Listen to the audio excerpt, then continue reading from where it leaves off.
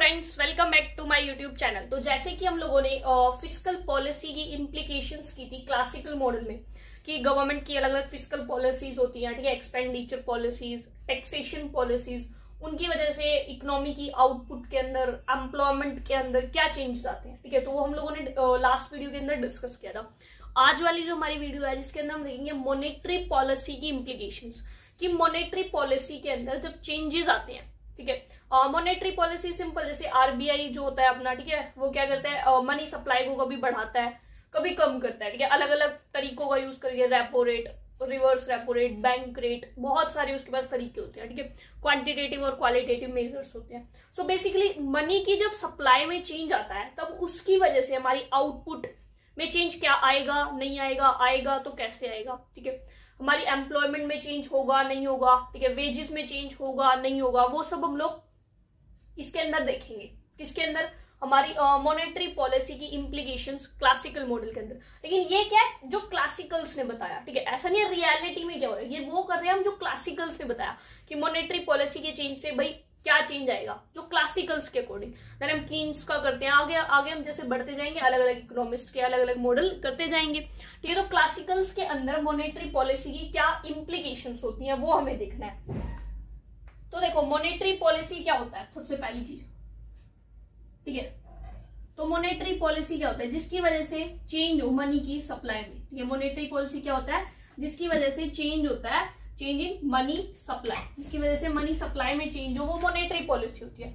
अब money supply बढ़ भी सकती है, मनी सप्लाई कम भी हो सकती है, ठीक है। तो बहुत सिंपल है, अगर मॉनेटरी पॉलिसी फेवरेबल है, मतलब मनी सप्लाई बढ़ाने के लिए है तो मॉनेटरी पॉलिसी, तो मनी सप्लाई बढ़ेगी। मॉनेटरी पॉलिसी में अगर मनी सप्लाई घटाने के लिए है तो मनी सप्लाई कम होगी।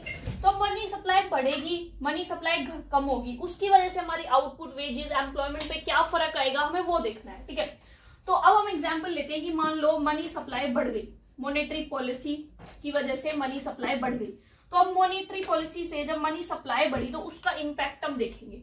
अब जब मनी सप्लाई में हमारी चेंज आता है तो मैंने आपको बताया कि क्या चेंज होता है, एग्रीगेट डिमांड चेंज होती है, ठीक है। हमने सबसे फर्स्ट वीडियो जो मैक्रो इकोनॉमिक्स की करी थी क्लासिकल मॉडल, उसके अंदर डिस्कस किया था कि जब भी क्या होगा, मनी सप्लाई के अंदर चेंज होता है तब हमारी क्या चेंज होती है, एडी चेंज होती है। याद है ना, MV is equal to PY, ठीक है। तो जब भी हमारी मनी सप्लाई चेंज होती है तब हमारा एग्रीगेट डिमांड चेंज होता है। अब हमने क्या कहा कि मनी सप्लाई क्या हो रही है, इंक्रीज हो रही है, तो एग्रीगेट डिमांड क्या हो जाएगी, शिफ्ट हो जाएगी, ठीक है। सो अब हम डायग्राम बनाएं।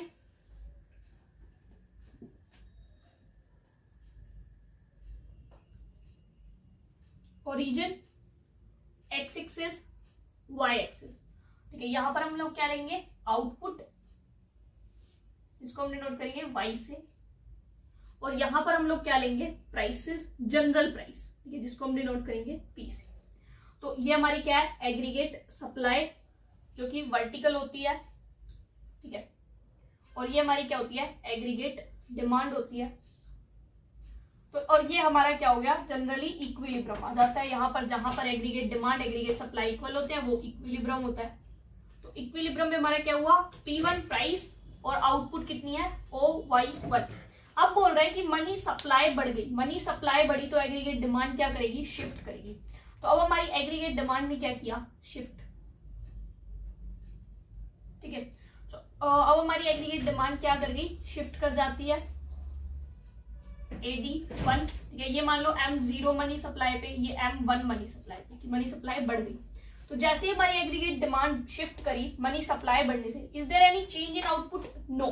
सिर्फ चेंज किस में आया, प्राइसेस में चेंज आया। प्राइसेस क्या हो गए, बढ़ गए, तो प्राइसेस P1 से P2 हो गए, आउटपुट उतनी की उतनी होती है। तो जब भी हमारी मनी सप्लाई में चेंज आता है तब हमारा क्या होता है, आउटपुट में कोई चेंज नहीं आता, चेंज किस में आता है, सिर्फ और सिर्फ प्राइसेस के अंदर चेंज आता है। तो ये तो हमारा था जब मनी सप्लाई का इम्प्लीकेशंस प्रोडक्ट मार्केट या गुड मार्केट या प्रोडक्ट मार्केट में क्या होता है कि आउटपुट में कोई चेंज नहीं आता, सिर्फ प्राइस में चेंज होता है। अगर हम लेबर मार्केट के अंदर देखें, मनी सप्लाई में चेंज होने से लेबर मार्केट में क्या चेंज होता है, ठीक है, impact of money supply in labour market. So अब हमारा क्या लेबर मार्केट में हमें क्या देखना है, इम्पैक्ट देखना है। तो देखो ये हमारा लेबर मार्केट बनाएंगे अगर, तो ये हमारा क्या हो गया, एम्प्लॉयमेंट हो गई, नीचे ये एम्प्लॉयमेंट जो कि एन से डिनोट होती है। यहां पर हमारे क्या हो जाएंगे, वेजेस हो जाएंगी, ठीक है। तो ये हो गई एम्प्लॉयमेंट, ये हो गई वेजेस, ये हो गई हमारी डिमांड फॉर द लेबर, और ये हो गई हमारी सप्लाई फॉर द लेबर, ठीक है। तो नॉर्मली हमारा इक्विलिब्रियम क्या आता है, नॉर्मली हमारा इक्विलिब्रियम आता है यहां पर, ये हो गया हमारा नॉर्मल इक्विलिब्रियम, ठीक है। तो यहाँ पर जहां पर हमारी वेज कितनी है, W, ठीक है। और अगर हम बात करें हमारी एम्प्लॉयमेंट की, तो वो हमारी कितनी है, N, 1 ले लेते हैं इसको, ठीक है। तो ये हमारा हो गया नॉर्मल इक्विलिब्रियम। अब हमारा क्या हुआ, हम बेसिकली बात करेंगे रियल वेजेस की। तो अगर मैं इसको W/P रियल वेजेस ले लूं, तो ये हमारी रियल वेजेस हो गई, ठीक है। ये हमारा N1 हो गया। अब हमारा क्या हुआ, प्राइस बढ़ा, ये मनी सप्लाई इंक्रीज होने से क्या हुआ था, प्राइस बढ़ा था। तो जैसे ही हमारे प्राइस बढ़े, देखो अब हमारे क्या हो रहे हैं, प्राइस इंक्रीज हो रहे हैं, ठीक है। प्राइस क्या हो रहे हैं, इंक्रीज हो रहे हैं। सो बेसिकली प्राइस इंक्रीज हो रहे हैं। तो जब भी हमारे प्राइस इकोनॉमी के अंदर इंक्रीज होते हैं, ठीक है, जब भी हमारे इकोनॉमी के अंदर प्राइसेस इंक्रीज होते हैं, तो इकोनॉमी के अंदर प्राइसेस इंक्रीज हो रहे हैं। देखो W/P ये क्या है, हमारी रियल वेजेस है, रियल वेजेस, ठीक है। तो P क्या हो रहा है, इंक्रीज हो रहा है। तो जैसे ही हमारे P इंक्रीज हो रहा है, तो ये जो हमारा जो W है, ठीक है, या जो ये पूरी वैल्यू है, ओवरऑल वैल्यू W/P की जो वैल्यू है वो क्या होगी, डिक्रीज होगी, ठीक है। जैसे हमारा ये इंक्रीज हो रहा है, तो W/P की वैल्यू क्या होगी, डिक्रीज होगी। तो W/P की वैल्यू क्या होने लगेगी, हमारी डिक्रीज हो जाएगी, ठीक है। सो ये हो गई हमारी W/P की वैल्यू डिक्रीज, ठीक है। सो W/P क्या हो गया, हमारा डिक्रीज हो गया, यानी कि W/P क्या हो गया, कम हो गया, ठीक है। पहले इतनी थी, अब इतनी हो गई। तो जैसे ही हमारी W/P डिक्रीज हुई, तो आप देख रहे हो लेबर की जो सप्लाई थी वो क्या हो गई, कम हो गई, और जो लेबर की डिमांड थी वो क्या हो गई, ज्यादा हो गई, ठीक है। जैसे रियल वेजेस कम हुई, अगर हम यहाँ देखें तो लेबर की सप्लाई कम हो गई, लेबर की डिमांड ज्यादा हो गई। अब इकोनॉमी के अंदर क्या होता है, अब जो इकोनॉमी के अंदर होता है वो सब कुछ अपने आप होता है, जिसको हम डायग्राम पे शो नहीं करते, ठीक है। सो इकोनॉमी के अंदर अब क्या हुआ कि जैसे ही प्राइस बढ़ी, अब जो फर्म्स हैं, ठीक है, जो फर्म्स हैं, प्राइस बढ़ने की वजह से फर्म्स को क्या चाहिए, ज्यादा लेबर चाहिए, ठीक है। फर्म्स को क्या चाहिए, ज्यादा लेबर चाहिए। क्यों चाहिए ज्यादा लेबर, देखो जैसे प्राइस बढ़े, जैसे मैं हूं, ठीक है, मैं मान लो ये मार्कर सेल कर लूं, अब इस मार्कर के प्राइसेस बढ़ गए, ठीक है, जो 20 का बिकता है 25 का बिक रहा है, तो एज अ फर्म मुझे क्या हो रहा है, फायदा हो रहा है, ठीक है। तो जैसे प्राइस बढ़ते हैं तो फर्म्स को क्या होने लगता है, फायदा, क्योंकि उनके प्राइसेस बढ़ रहे हैं, उनका सामान ज्यादा में बिक रहा है। तो अब जब उनको फायदा होता है तो वो क्या सोचते हैं कि हम ज्यादा आउटपुट करें, हम प्रोडक्शन ज्यादा करें, और ज्यादा प्रोडक्शन करने के लिए वो लोग क्या करते हैं, प्राइस वो क्या करते हैं, लेबर को डिमांड करते हैं, और उसके लिए वो क्या करते हैं, ज्यादा वेजेस पे करने को तैयार होते हैं। तो वो क्या करते हैं, वो वेजेस को इंक्रीज कर देते हैं। तो क्या होती है हमारी इकोनॉमी के अंदर, वेजेस बेसिकली इंक्रीज होने लगती है। क्यों इंक्रीज होने लगती है, क्योंकि हमारी जो डिमांड होती है, क्या हो रहा है, अब वेजेस फिर से ऊपर जा रही है, यानी कि फिर से वेजेस क्या हो रही है, इंक्रीज हो रही है। तो अब क्या होने लगेगा, वेजेस फिर से इंक्रीज होने लगेंगी, ठीक है। वेजेस इंक्रीज होंगी, लेबर अपनी सप्लाई ज्यादा बढ़ाने लगेगी, ज्यादा सप्लाई ज्यादा वेजेस, ठीक है। तो हम फिर से वापस से कहाँ हो जाएंगे, उसी इक्विलिब्रियम के ऊपर आ जाएंगे। हम फिर से कहाँ आ जाएंगे, इसके ऊपर। यहाँ हमारा क्या है कि हमारा P1 तो प्राइस है, यानी कि जो P1 प्राइस किसकी वजह से हुआ था, हमारी एग्रीगेट डिमांड में चेंज आने की वजह से, मनी सप्लाई की वजह से प्राइस बढ़े थे, तो वो P1 तो प्राइस, और अब हमारी क्या होगी, W भी बढ़ गई, और W उतनी बढ़ गई जितनी की P1। जैसे कि फॉर एग्जाम्पल मान लो पहले वेजेस थी 10 रुपए की, ठीक है, इकोनॉमी के अंदर प्राइस मान लो था 2 रुपए का, फिर क्या हुआ, प्राइस क्या हुआ था, increase, due to increase in money supply, तो मे बी प्राइस मान लो 4 हो गया था, ठीक है। तो रियल वेजेस हमारी पहले कितनी थी, 10/2 यानी कि 5, बाद में कितनी हो गई, 10/4 यानी कि 2.5।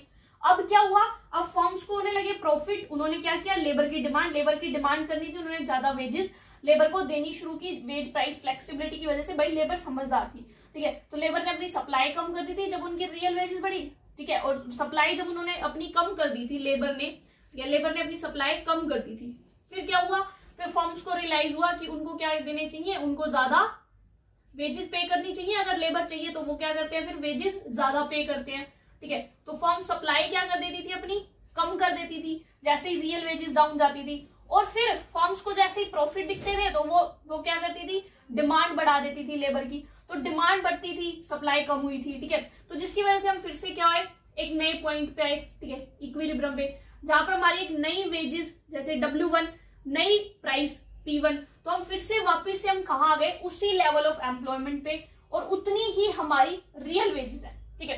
क्योंकि यहाँ पर क्या हमारा W1 प्राइस है, P1 प्राइस है, ठीक है, P1 प्राइस यानी कि 4 रुपए। अब हमारी वेजेस भी क्या होने लगी, बढ़ने लगी, वेजेस क्या होने लगी, बढ़ने लगी।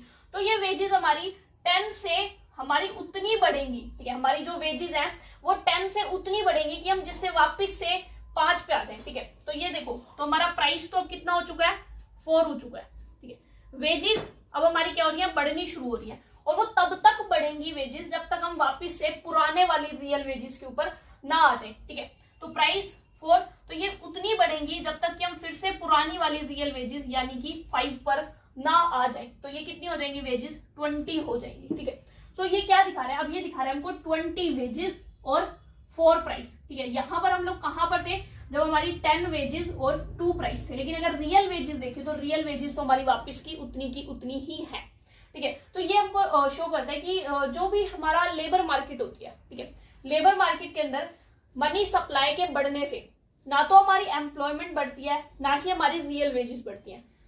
रियल वेजेस भी उतनी ही रहती हैं, एम्प्लॉयमेंट भी उतनी ही रहती है, ठीक है। सिर्फ चेंज आता है तो हमारा किसके अंदर, नॉमिनल के अंदर चेंज आता है, रियल के अंदर कोई चेंज नहीं आता। क्योंकि जितना प्राइस बढ़ने की वजह से रियल वेजेस डाउन जाती हैं, उतनी ही वेजेस बढ़ा दी जाती हैं, और ये पूरे मैकेनिज्म होने की वजह से, जिससे कि हम फिर से वापस से उसी रियल वेजेस के ऊपर आ जाते हैं। तो जहां पर हमारा W/P = W1/P1 हो गया, ठीक है। तो ये तो था क्लासिकल मॉडल के अंदर हमारा लेबर मार्केट पे क्या इंपैक्ट होता है, ठीक है। इफ यू वांट हम ये वाला पोर्शन स्किप कर सकते हैं, हम सिर्फ इतना दिखा सकते हैं और बस सिर्फ लिखने में मेंशन कर सकते हैं कि जैसे ही हमारी क्या होती है, प्राइस कम होते हैं तो रियल वेजेस क्या होने लगती हैं, हमारी कम होने लगती है। रियल वेजेस कम होने से सप्लाई लेबर अपनी कम कर देती है। लेकिन जैसे ही प्राइस बढ़ते हैं तो फर्म्स को क्या दिखता है, फायदा दिखता है, ठीक है। प्राइस बढ़ने की वजह से फर्म्स को क्या दिखता है, फायदा।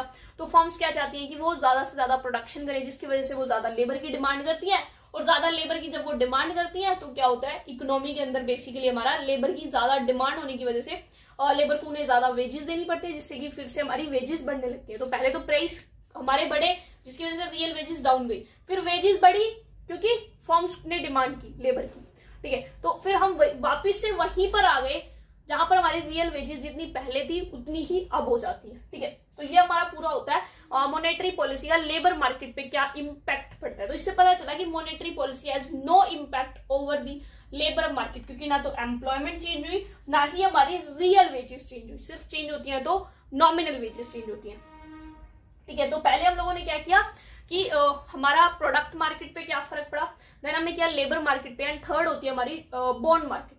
तो बॉन्ड मार्केट के ऊपर भी कोई फर्क नहीं पड़ता, ठीक है, क्योंकि उसमें भी क्या होगा, सिर्फ नॉमिनल वैल्यूज चेंज होंगी, रियल वैल्यूज चेंज नहीं होंगी, ठीक है। हम बॉन्ड मार्केट में क्या लेते हैं, एक तरफ demand for the loanable fund, एक बार सप्लाई ऑफ लोनेबल फंड, तो दोनों क्या होंगी, उतनी ही शिफ्ट होंगी जितना प्राइस में चेंज आया, और फिर से हम वहीं के वहीं इक्विलिब्रियम पे हो जाएंगे जहां पर हमारी इंटरेस्ट रेट उतनी रहेगी। जैसे कि सपोज ये हमारी क्या है, इन्वेस्टमेंट कर्व या डिमांड फॉर लोनेबल फंड, ये सेविंग है सप्लाई ऑफ लोनेबल फंड। हमारा इक्विलिब्रियम कहाँ था, यहाँ आई इंटरेस्ट पे, और जहां पर हमारी सेविंग थी S0, इन्वेस्टमेंट थी I0, ठीक है। यहाँ क्वांटिटी ऑफ लोनेबल फंड, यहाँ पर इंटरेस्ट रेट शो करते हैं। तो जैसे ही प्राइस बढ़ेगा तो इन्वेस्टमेंट की भी उतनी ही चेंज होगा, इन्वेस्टमेंट में भी उतना ही जो हमारी सप्लाई, लेकिन कौन सी चेंज होगा, nominal change, not real change, क्योंकि ये प्राइस की वजह से हो रहा है। तो उतना ही हमारा बेसिकली क्या होगा, इन्वेस्टमेंट में चेंज होगा। तो हमारा जो ओवरऑल जो इंटरेस्ट रेट रहेगी वो उतनी की उतनी ही रहेगी, सिर्फ नॉमिनल सेविंग और नॉमिनल इन्वेस्टमेंट बढ़ेंगी, रियल इन्वेस्टमेंट और रियल सेविंग नहीं बढ़ेंगी, ठीक है। तो हमारे क्लासिकल मॉडल में ये होता है मॉनेटरी पॉलिसी का इंपैक्ट। तो आपने देखा मॉनेटरी पॉलिसी की वजह से कहीं पर भी हमारे रियल वेरिएबल्स में चेंज नहीं आया, सिर्फ और सिर्फ नॉमिनल वेरिएबल्स में चेंज आया। सो ये था हमारा आज का topic. So thank you so much for watching my video. Please like, share and subscribe the channel. बाकी मिलते हैं हम लोग नए वीडियो के अंदर, जिसमें हम करेंगे neutrality of money under the classical model. देखो हमारा जो न्यूट्रलिटी ऑफ मनी है वो यही है, पूरा भी पूरा टॉपिक यही है एक्चुअल में तो, ठीक है। बस थोड़ा सा वे ऑफ राइटिंग अलग हो जाता है, तो हम उसको नेक्स्ट वीडियो के अंदर डिस्कस करते हैं। So thank you so much, bye bye.